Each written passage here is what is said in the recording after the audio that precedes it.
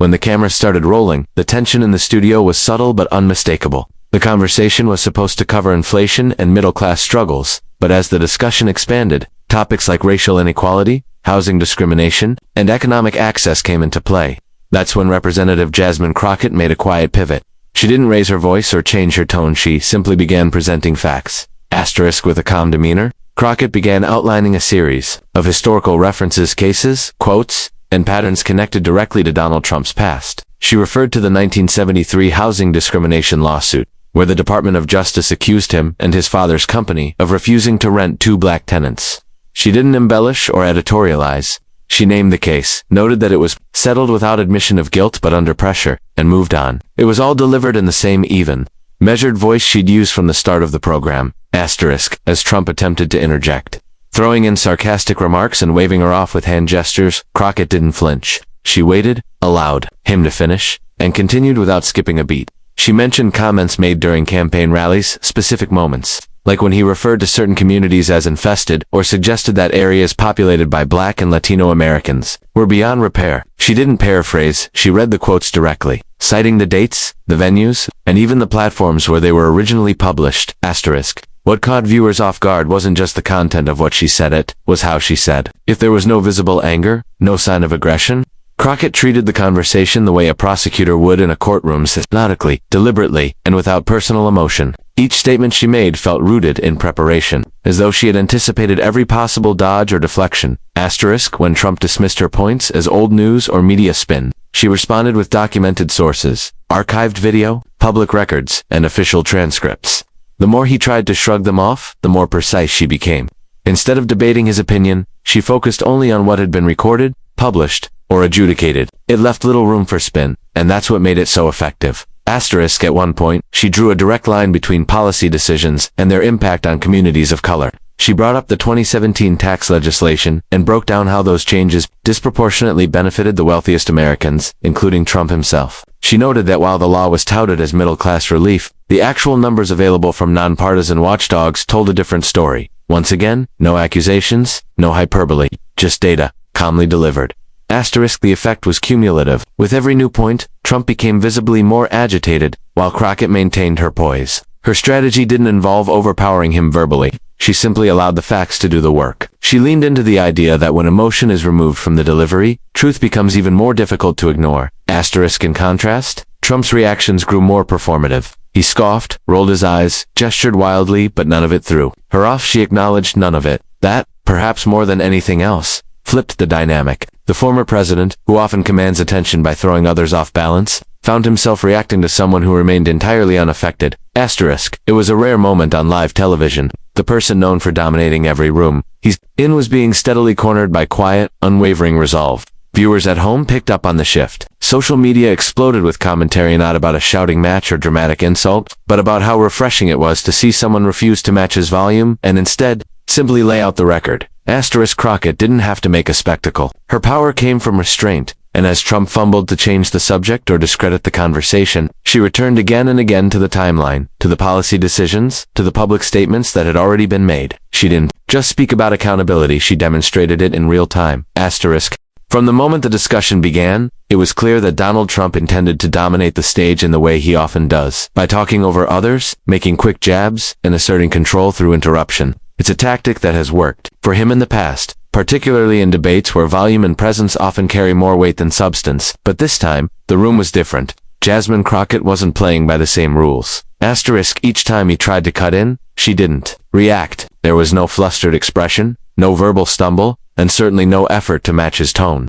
She simply paused, let him finish, and then continued with the same steady voice and deliberate cadence. It was subtle at first, but the contrast began to stand out. Where he relied on exaggeration and rhetorical flair, she leaned on precision. Where he tried to deflect with sarcasm, she responded with citations. As the discussion moved into uncomfortable territory specifically around racial inequality, housing, and Trump's personal record, he began to double down on his usual techniques. He dismissed the topic as a distraction, questioned the framing of the conversation, and attempted to steer things back toward safer ground.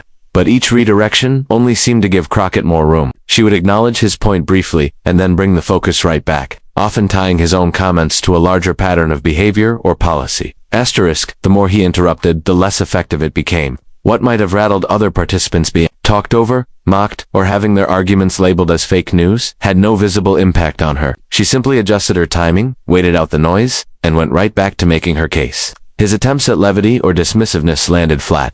A line that might have drawn laughs in another setting was now followed by silence. Sometimes, even a subtle shake of the head from the audience. Asterisk, one of the clearest moments of the shift came when Trump tried to downplay the 1973 housing discrimination lawsuit, claiming it was ancient history and not worth revisiting. Crockett didn't challenge the idea emotionally. She didn't accuse or scold. Instead, she pointed out that the case was one of the earliest public examples of how business and bias had collided and that ignoring it wasn't a solution. She even acknowledged that people can grow and change, but then asked directly, "What has changed?" It was an uncomfortable question, and one that he didn't answer.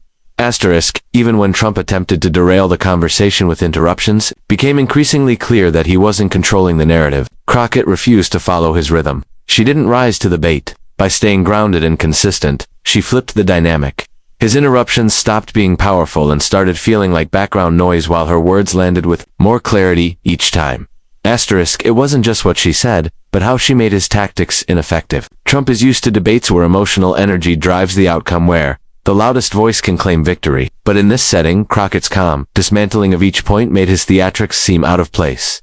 She didn't ridicule him. She let his own words stand next to verified facts. And the contrast exposed something viewers rarely get to see. What happens when spectacle meets composure and loses? Asterisk, his frustration became more visible as the discussion wore on.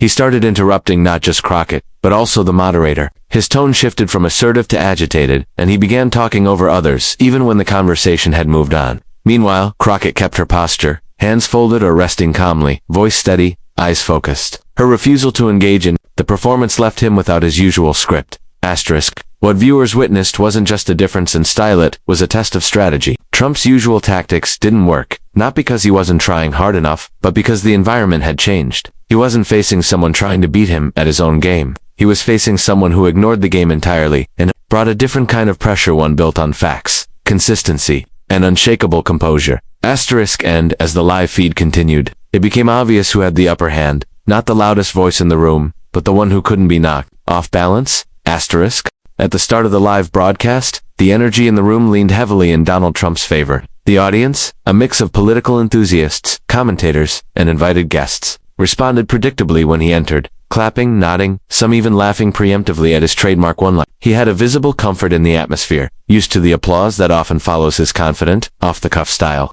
The moderator introduced a topic lineup, and Trump took early control of the floor, speaking assertively about the economy, crime, and what he called the failures of the current administration. Asterisk, then, Representative Jasmine Crockett was introduced. She began speaking in a composed tone, not attempting to match Trump's energy, but rather presenting points with a legal-like precision. Her initial remarks were polite, data-driven, and to the point. There were no sweeping emotional appeals or raised voices. But as she delved deeper into policy discrepancies, contradictions in Trump's record, and specific remarks he had made over the years, the dynamic in the room began to shift slowly, but unmistakably. Asterisk, at first, the audience listened quietly. Then came a murmur after she referenced Trump's tax cuts, explaining how they disproportionately benefited the wealthy.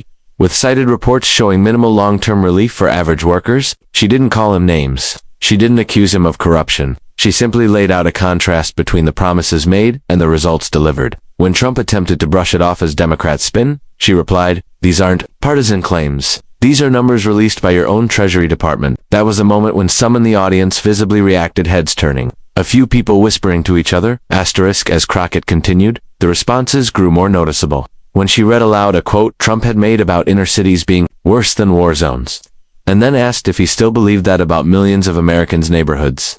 A segment of the audience actually applauded. It wasn't planned, it wasn't overwhelming, but it was there, a break in what had started as a room tilted clearly in Trump's favor. Asterisk, Trump noticed it too. His body language began to change. He interrupted more often, tried to inject sarcasm, and threw out nicknames under his breath. Yet those tactics, usually enough to regain attention or sway an audience, didn't seem to have the same effect this time. Instead, each outburst highlighted how composed Crockett remained. The more he flailed verbally, the more her calm approach stood out. Asterisk, there was a telling moment when she responded to one of his interruptions, not with a rebuttal, but simply, "I'll wait," and she did. The room grew quiet as she let his words settle without a reaction. Then she resumed her argument this time, citing government contract data to challenge his claims about job creation. It wasn't showy, but it struck a chord. The moderator, sensing the tension, tried to pivot to another topic, but Trump brought it back, still visibly unsettled by Crockett's refusal to be rattled. Meanwhile, viewers at home were picking up on the mood. Social media comments rolled in real time, pointing out how the audience reactions had started to lean away from Trump. Posts remarked how unexpected it was to see someone challenge him effectively without yelling, and how the usual bravado that often won over a crowd seemed to be falling flat.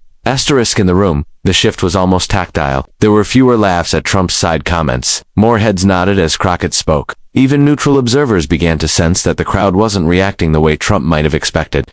By the final segment, when she reiterated her belief that leadership requires accountability, and not just blame shifting, she earned her loudest applause of the night. It wasn't thunderous, but it was significant, especially considering where the room had started.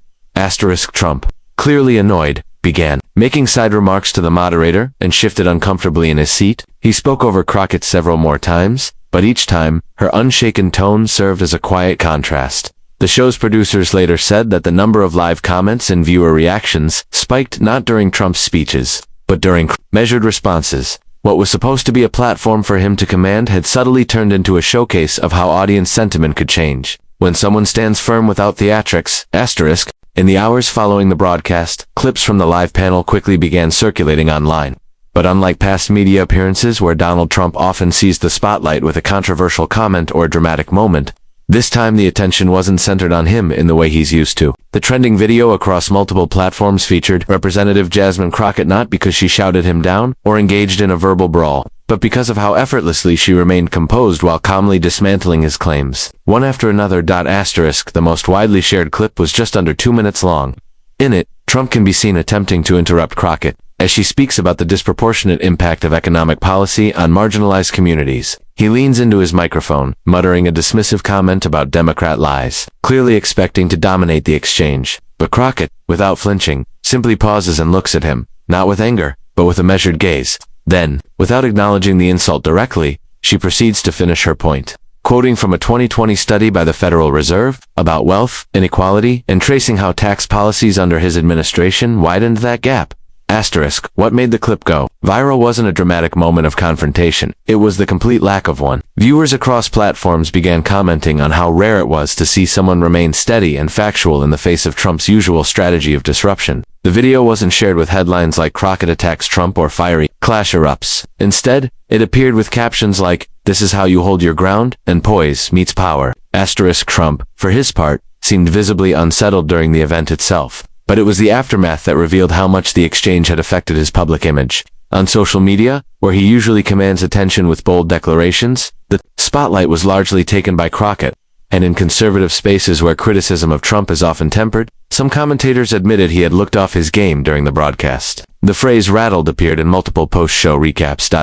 In fact, several political analysts pointed out that what made the moment stand out was that Trump wasn't used to someone challenging him without engaging in the same aggressive tone. The lack of confrontation forced his reactions to stand out more starkly. He wasn't being shouted at or insulted. He was being steadily outpaced by someone who refused to make it personal, and that left him with little ground to stand on. His usual defenses, calling the media biased, claiming the facts were fake, or accusing others of playing politics, didn't hold when his opponent simply continued speaking with confidence, citing neutral sources and avoiding any emotional spikes.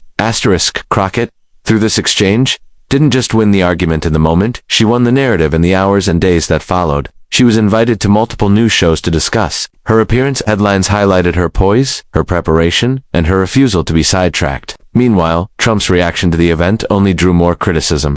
Instead of offering a post-show breakdown or further defending his views, he took to social media with a series of posts attacking the network, calling it rigged and boring, and complaining about the format. But those comments only amplified the perception that he had been caught off guard. For someone who prides himself on being the most dominant voice in any room, the response from both the audience and the wider public signaled a shift.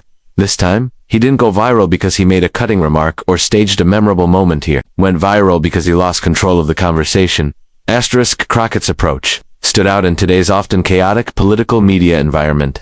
She didn't match Trump's energy or fall into the trap of escalating conflict. Instead, she brought the focus back to issues and accountability. The audience noticed, viewers noticed, and for once, Trump wasn't trending for something he did, but for how someone else handled him calmly, directly, and without backing down. Asterisk. The broadcast ended, but the impact of what unfolded between Donald Trump and Jasmine Crockett continued to ripple far beyond the studio. It wasn't just another viral exchange in a world saturated with political shouting matches, it was something fundamentally different. For once, the takeaway wasn't about who shouted the loudest or who landed the most cutting insult. Instead, it became a national conversation about composure, accountability, and what it means to lead in front of millions. Asterisk. Jasmine Crockett didn't need theatrics. She didn't resort to insults or play to the crowd. Her strength came from restraint and preparation. In an age where many debates are reduced to sound bites and headline-grabbing moments, Crockett reminded viewers that facts still matter, that calm, deliberate truth-telling can cut through chaos more powerfully than any performance. She didn't attempt to win in the traditional sense, she simply held her ground and spoke plainly. And that, ironically, was what made her victorious in the eyes of many who watched. Asterisk. Donald Trump, long known for dominating the airwaves with boldness and bravado, found himself in a rare position, not silenced, but effectively neutralized. Not because someone shouted him down, but because someone refused to play his game. That's what stunned audiences. The dynamic he thrives on, controlling the narrative through disruption, was quietly dismantled by someone who never lost her cool. It wasn't a clash of equals in style, it was a contrast in method. And in that contrast, something profound was revealed. Asterisk. The media landscape responded in kind. The most shared moments weren't Trump's retorts, they were Crockett's uninterrupted facts. Her composed responses were clipped and posted across platforms with headlines emphasizing her clarity and refusal to be baited. Analysts on both sides of the aisle acknowledged that Trump seemed unusually off balance. Some said he underestimated his opponent. Others suggested he had finally met someone who saw through the spectacle and refused to be a part of it. Asterisk. In many ways, this exchange became bigger than Trump or Crockett as individuals. It tapped into something many Americans have grown weary of, the performative nature of politics. Viewers responded not just to what was said, but to how it was said. There was a craving for something more substantive, more grounded, and for a brief moment on live television, they got it. Asterisk. Jasmine Crockett didn't set out to humiliate anyone. Her intention was to hold someone accountable not through volume, but through facts. In doing so, she created a new kind of viral moment, one that wasn't about outrage, but about control, truth, and the quiet power of staying unshaken. Asterisk. And in today's political arena, that might be the most shocking thing of all.